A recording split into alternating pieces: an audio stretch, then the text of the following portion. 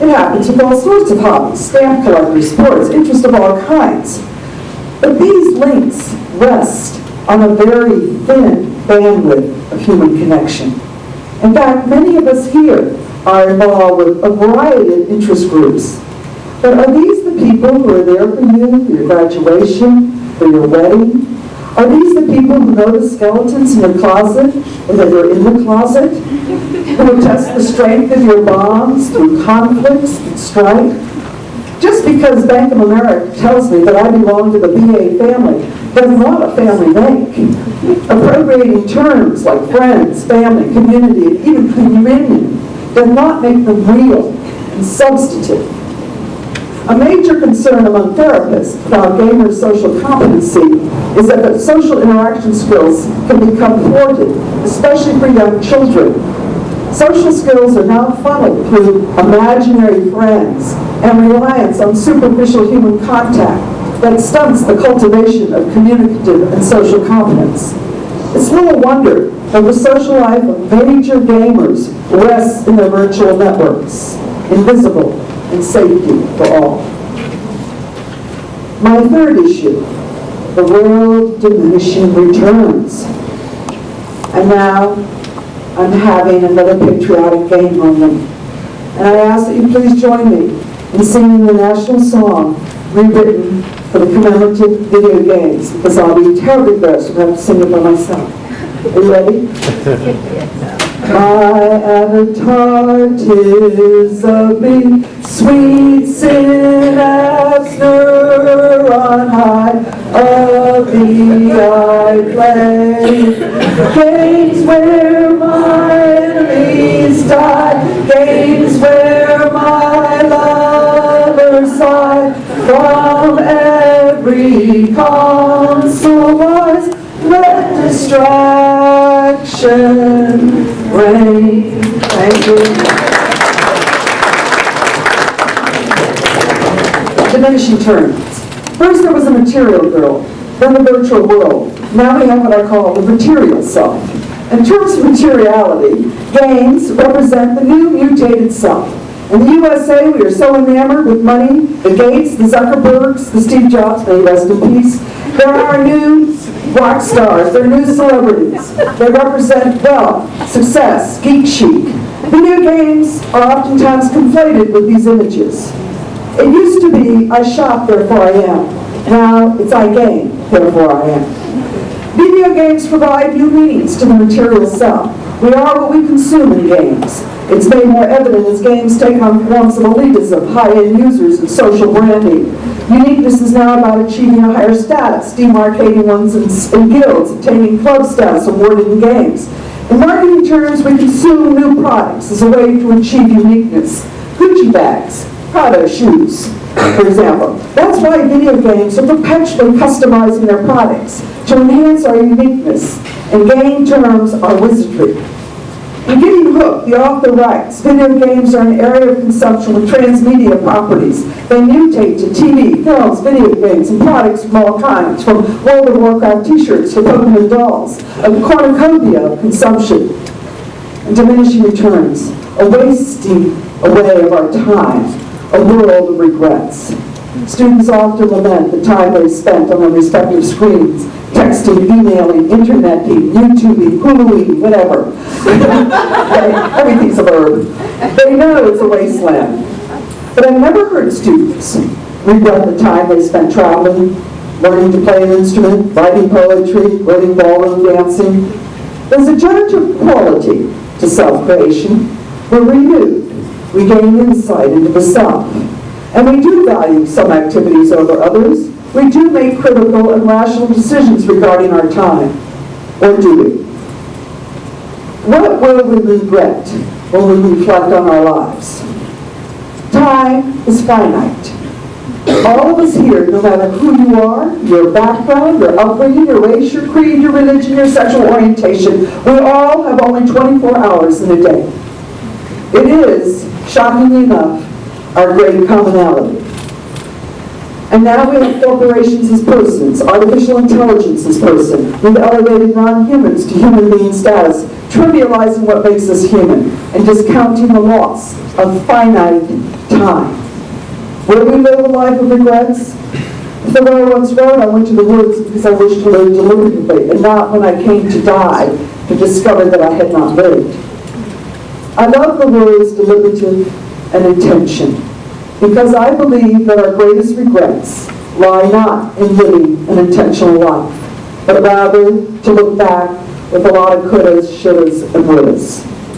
Thus I come to my final theme, living with intention and passion. Carl Jung was quoted as saying, "What usually has the strongest psychic effect on the child is the life their parents did not live." I find that quote incredibly profound. I have often thought of my mother's aspirations, her dreams, her hopes for her own life, not that of her children, but of her own life. And sometimes I wonder, did I become the life that she did not live? What regrets will I have? Regrets, hopes, aspirations, cultivation of our passions. It comes down to living our life with intention.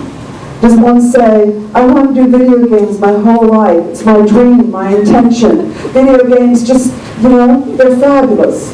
Or are video games a default status because we're bored, need distraction, or compulsive, like checking our cell phones for messages when we have nothing else to do? Quite frankly, we often live in a default status, hours spent mindlessly on trivia or screens. To steal from Neil Postman, we're amusing ourselves to death.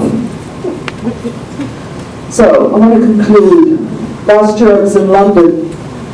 I saw this amazing BBC program, Imagining You're a World Concert Pianist. And I was struck by this incredible quote in the program, and I thought of tonight. I spent 6 months trying to get this clip. It came to me last week, a short clip with Stephen Ho. He's one of the greatest interpreters of Rachmaninoff's Second Piano Concerto. His performance, his words, encapsulate passion and the meaning of life. Let me share with you Stephen Ho.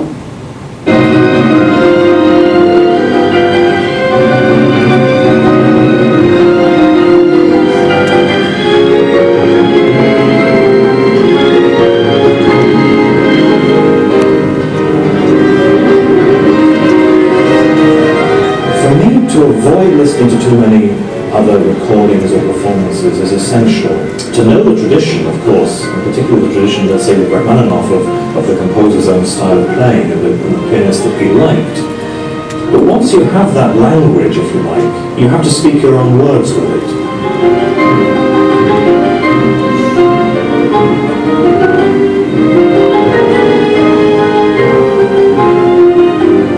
I hope that having something original to say makes it worth going to the other side of the world and stepping out onto the stage and wanting to share what I feel about a piece with the audience who's sitting there.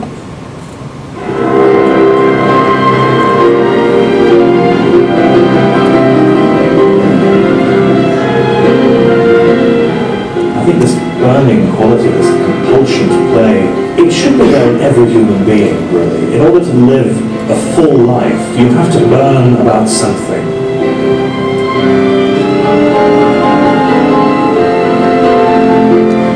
Let's not pretend that this is a nicely air-conditioned room. This is a furnace at times, and so it should be, because you're dealing with things which are the absolute heart of what it means to live a meaningful life.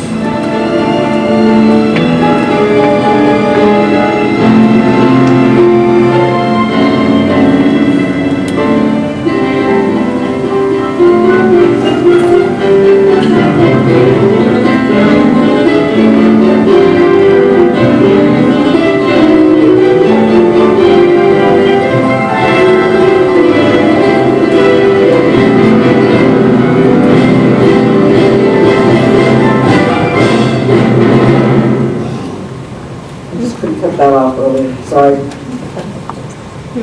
In order to live life fully, one must have something to burn about. Video games are a life of diminishing returns, and so I would argue we need to raise the bar, to challenge the digital tsunami with its games and endless screen that suck us into a vortex of digital vapors. Let's write our own stories. Let's cultivate our authenticity. Let's lead a life fully engaged with our passions to burn about something. Thank you.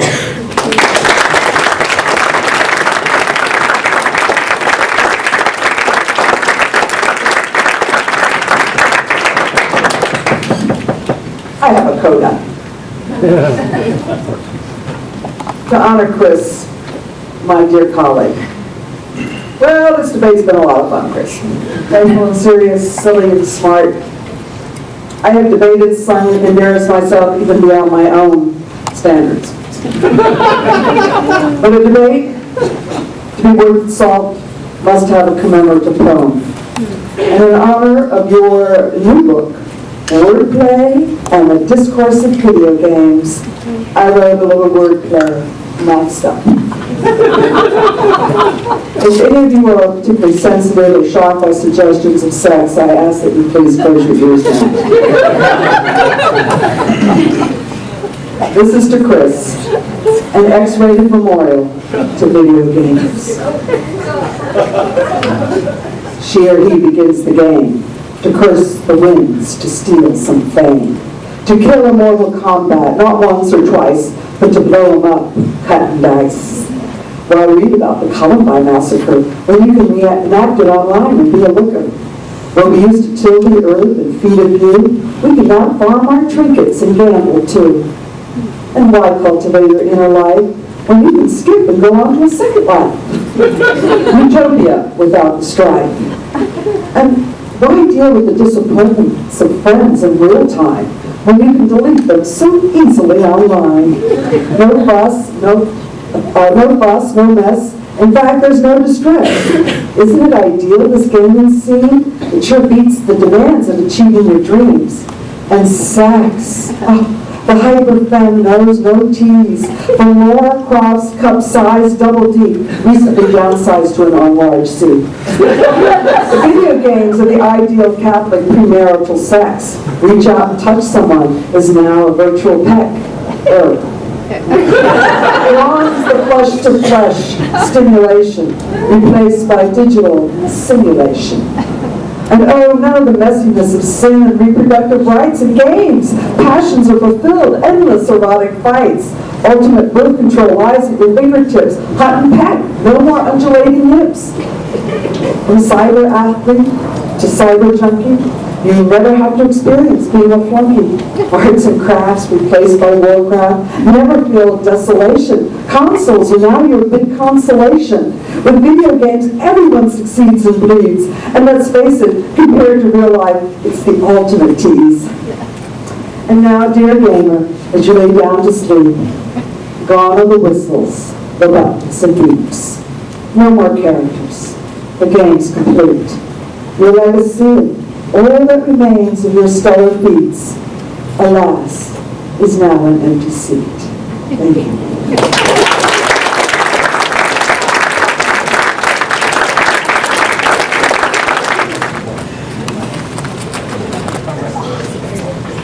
So, Mara talked about a lot in that last speech, and I'm not going to be able to get to everything because I'm only going to speak for 7 minutes. And a brief side note is Ben will be standing up obnoxiously several times in the attempt to ask a question, and if he's lucky, I may grant him one. So first, a brief introduction. Ben and I did get that introduction. You don't really know anything about us, so I'll just cover the important things and then move into the debate.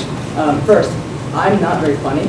I have an extreme sense of self-doubt about everything I do in the world. I don't know if my actions necessarily translate or my intentions translate. I often wonder if I'm treating people as I should. And I play video games. I have played video games. Ben is someone who is kind, compassionate, reflective. He treats people like I would want my son or daughter someday to treat people, or any of those that I care about.